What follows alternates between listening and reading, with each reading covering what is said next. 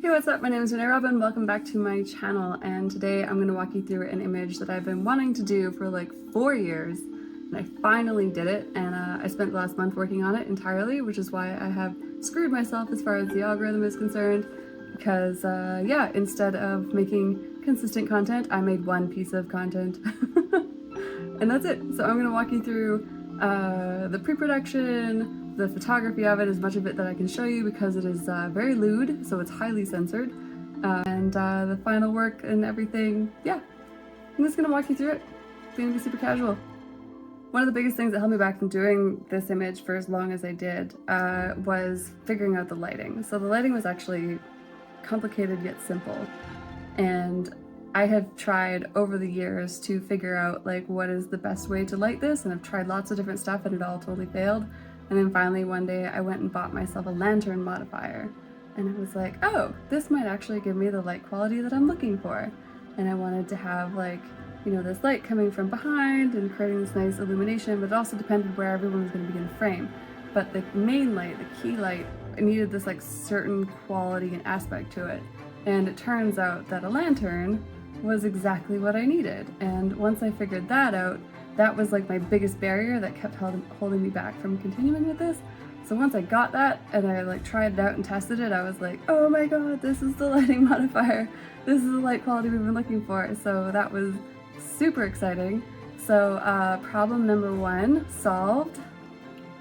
The next problem I had was finding models for this. So I put this casting call out and I put it out on Facebook and on Instagram, and I basically was like, I'm looking for like bodies. I was like, I'm not necessarily looking for models, but models are great too. But I was like, I just want bodies. I want like a representation of humanity as a whole. But there's two limitations. One of them is you gotta be comfortable being totally lewd, like completely nothing. You gotta be okay with like all the bits and all the things. And also I'm not gonna Photoshop anybody. I was like, oh, how you are, your scars, your stretch marks, your like little bit of like squishy softness or a lot of bit of squishy softness, whatever. I was like, I want all of it. Like that is the whole point of this image, is that I want everyone, like I just want people represented as they are and like how wonderful they are as they are. So that was like problem number one when it came to casting for models. And then problem number two was I was like, the other thing is I need you to be able to jump, and I don't need you to jump high, but I need you to be able to get off the ground just like a little bit, because like I need just like what is gonna happen to the body and like, you know, how everything moves, and I was like, I just want your feet off the ground. So that was like another limitation where some people were like, oh, I'd love to do this, and I was like, can you hop? And I had some people be like, oh man, I just had like a knee replacement or a hip replacement, and I was like, sorry, like that is like one limitation here that would be yeah, need that. So anyways, I did wind up getting basically 23 models in total who were willing to do the thing and were able to show up within like the allotted time that we had, and that was great. And the most interesting part of all that was that so many of these people had never been photographed before, never mind like photographed lewd, but had just never been photographed before. And that was really exciting, getting them to come into the studio and just being like, hey, how's it going? Nice to meet you. We doing this? So yeah, huge amounts of trust to people who said yes to this. And you know, if there's anybody in there that isn't like easily recognizable, it's possible because those are some of the people who said they would love to be involved, but they didn't necessarily want to be identifiable. So if you don't see them tagged, but you recognize your friend, maybe don't like tag them in the comments, just message them privately for privacy reasons and consideration. So when it came to creating like safe and comfortable working environments for people, I also made sure that I photographed everyone individually. I didn't just have like a group of people who didn't know each other being like, hey, get naked and jump around. That's kind of weird. So what I did was I made 1 hour time slots for everyone, and I had everyone come in, and like most people, we got the shot what we needed in like 20 minutes, you know, like it went pretty quickly. But yeah, it was a three light setup, and I basically did different lighting setups for every single body depending on where they were going to be in the frame. So earlier on in the casting and shooting of everybody, it was very like, whatever, we'll just shoot whatever we need. You know, I just like tried a bunch of different stuff and I'll just like stick you wherever. But of course, as the photography continued on throughout the month and as I got more people photographed, then I was like, you know, placing them in the image, like as I photographed them, I was placing them. So I was like figuring out compositionally in the image where I was having gaps and like what that lighting exactly was and what it needed to be in order to fill in those spaces. So yeah, the photography side and the lighting side was super complicated, even though it was only a 3-light lighting setup, because with the lantern, the quality of light really changes depending on where they are in relation to the lantern, because the fill light was just like, you know, yellow gel bounced off the wall, and varying power depending again where they were in the image. And then the overhead, like the one behind them, was just like my daylight balanced. My cats are monsters. It was just my daylight balanced PLM just behind the paper itself, which is creating like a highlight. And then depending on how high they jumped and like, you know, also the height of the lantern as well. Yeah, it was like a whole bunch of massaging and a whole bunch of just like, okay, I need you to step a little bit further back. Oh, can you step a little bit forward? Can you move a little bit closer to the lantern, a little bit further away? It was a lot, but it worked out, so that's fun. Another one of the things that I had a problem with that I had to solve was the fire. I wanted to create this massive, huge fire, and I wanted to photograph all the stock myself. However, we've had a crazy fire season this year, and as of the time that I was able to photograph everything, and even while I'm filming this now, we have had like no precipitation whatsoever. So I didn't think it was very responsible of me, even though like I had property to create the huge palette fire that I wanted to do with it. You know, it wasn't responsible of me, you know, like talking to the fire marshals and everything and just being like, you know what, like, I'm just gonna do this digitally. So first thing I tried to do was like compositing all of it using like all the fire that I had photographed. Then I tried looking through all the stock sites and like trying to find like stuff that maybe I could build up into it. And I just couldn't find what I was looking for. And maybe I'm just a crappy composite artist, or just maybe just not good enough, but I couldn't ever make it look the way I wanted it to. So I did something that like I've always felt kind of like weird about, and I went to Midjourney, and I don't really know how I feel about it yet, but it's just how it is. If in spring, realistically, if by spring we wind up getting like a shit ton of precipitation and everything, I will probably just go out, make a big fire, and then like shoot the whole thing and then recomposite the whole thing. But for now, I was just like, well, this is the most responsible option, and I guess we're just gonna see how this goes. And so I went into Midjourney, and I was able to like get a couple options and like composite them together, and that worked okay.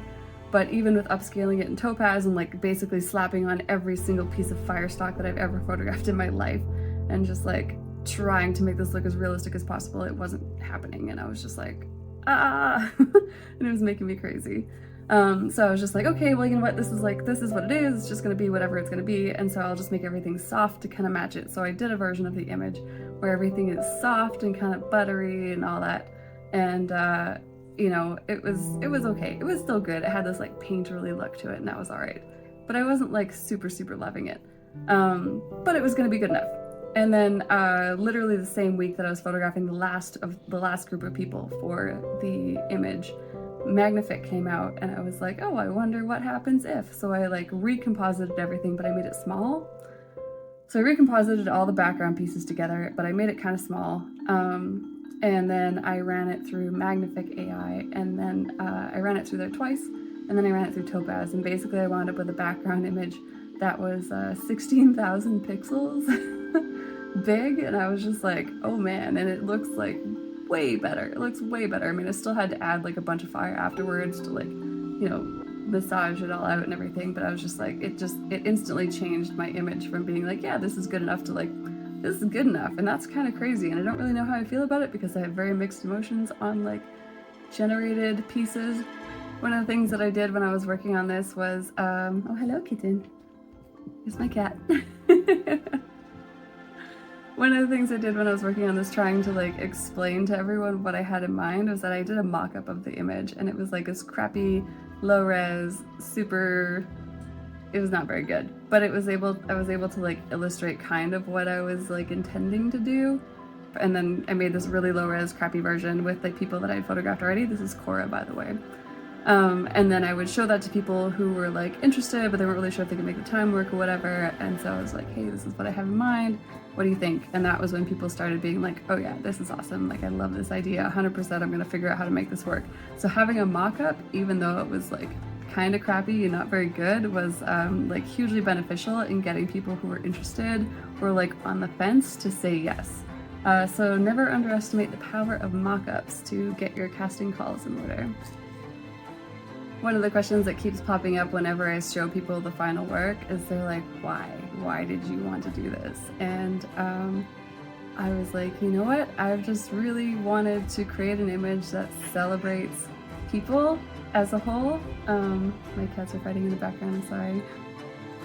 But I wanted to create an image that celebrated humanity as a whole, as well as, you know, with like, I wanted to kind of turn the description of like witches on its head a little bit, and I know that's like hugely changed over the more modern times, but it just kind of hit me one day why the image of the witch exists the way it does, you know, with like the weird nose and like the green skin and the broken teeth. And it just like kind of dawned on me, and I was just like, oh my god, that's because these men and women had been like tortured before they were executed, and the last version of themselves that people saw, you know, back when witch hunting was more of a thing, was this beaten up, abused, hurt version of a human being. And I was just like, it just kind of just made me feel really sick and kind of gross, and I haven't been able to get it out of my head since, and I have complicated emotions about that. So anyways, I just thought it would be really fun to create a Sabbath image that was celebratory, but also wasn't just an image that was, like, whenever I looked at Sabbath images online, they're either like, you know, like majorly demonic and satanic, which is fine. I have no issue with that. But also the other Sabbath images and paintings and stuff like that I saw, at least, and again, this could be just like my blind spots to the internet, and I guaranteed I have huge ones, but they were very like young, pretty, Caucasian-ish looking, long hair, and I was like, those are beautiful and those are super awesome, but like, what about everyone else? Because I know a ton of pagan people, and they're like, it's all over this, like, the spectrum of everything about humanity. You know, paganism is, in my experience anyways, a very diverse and very welcoming community. And so I wanted to create this image to celebrate that as well. So yeah, I basically figured out the lighting, figured out the people, figured out the why, and then I spent the next month smashing my head into my computer and trying to make this work.